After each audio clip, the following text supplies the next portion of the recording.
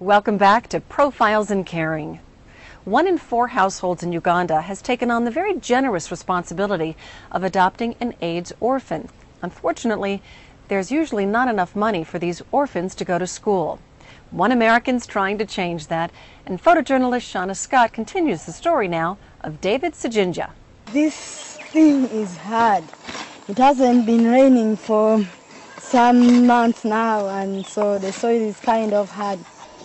They are doing this foundation. You've seen, I've shown you the mixture they make. So these are the stones they use, as you can see here. So that's what they basically do. They mix it and then they take it to the foundation. David Ssejinja literally broke ground to build a school in Bira, his hometown. Traditional techniques and materials lay the foundation for so much more than a building. As David returns to the almost completed school compound, listen to the gratitude expressed as the children sing Our Dear Visitors, You're Welcome.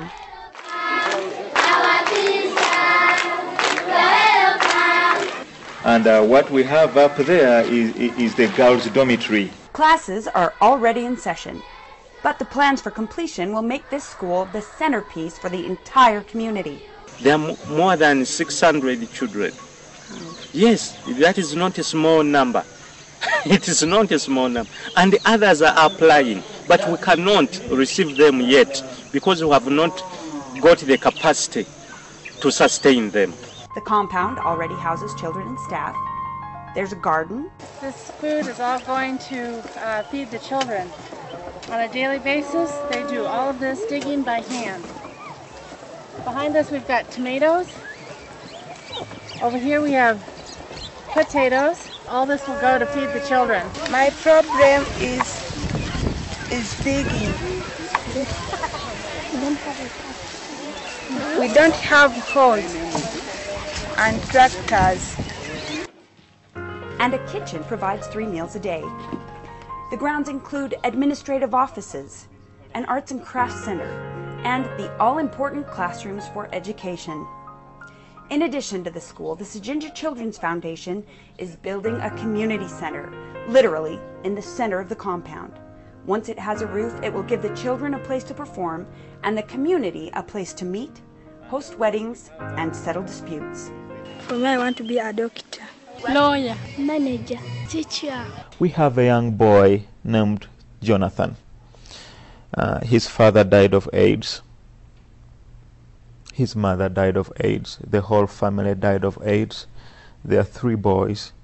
Jonathan really wanted to have a pencil and a book and one day sit in a classroom and look on the chalkboard and be taught.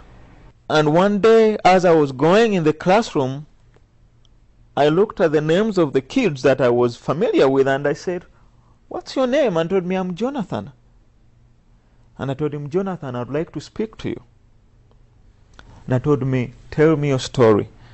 "Oh, David, I start my day by coming early in school. I sneak through the fence with no one noticing me so that I can be able to learn. And before the bell rings, I sneak out.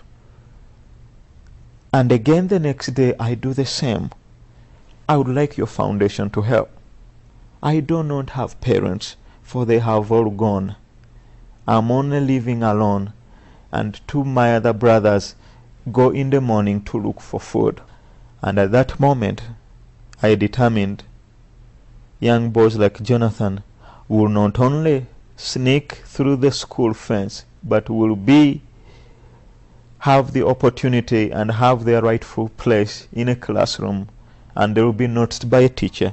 I told Jonathan's teacher to move Jonathan from the back, where he used to sit, to the front. And today, as we speak, Jonathan's performance has brightened. My name is Aileen Wanyan. I want to be a nurse. I want to be a doctor. My name is Intege Nicholas. I want to be a doctor. What's your name?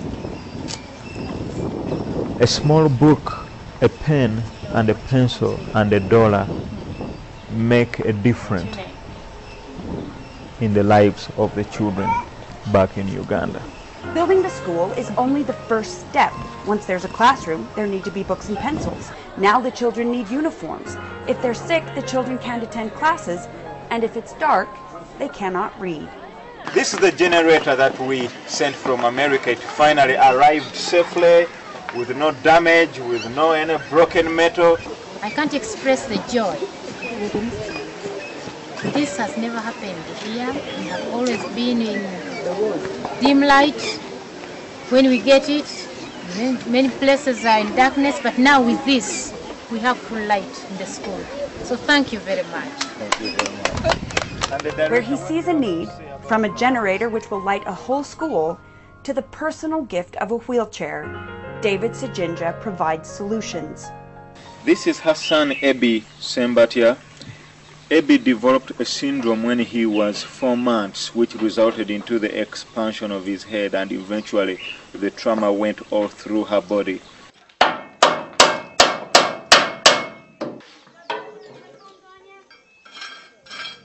Where his foundation identifies a problem and suggests a solution, David can't and shouldn't do anything without the approval and support of the community he serves, each person giving in whatever capacity they can. This is the children's clinic, and it's gonna help out with the immunization program for the whole area, and specifically help out with the children. I was financially stranded. I wanted to attain an education and I didn't know where to find the funds. So I wrote to David Ssejinja, and through his foundation they were able to push me to the university. So he doesn't just take care of little kids? Oh no. His foundation has stretched further to reach out to the university students like me. I'm the first. The director of the clinic is one of the best success stories for Ssejinja. Even beyond primary grades, the Ssejinja Children's Foundation is helping educate Uganda. Simon Peter Kaiki graduated with 2 degrees in education, economics and religious studies. Now he teaches the elementary students. When Profiles in Caring continues,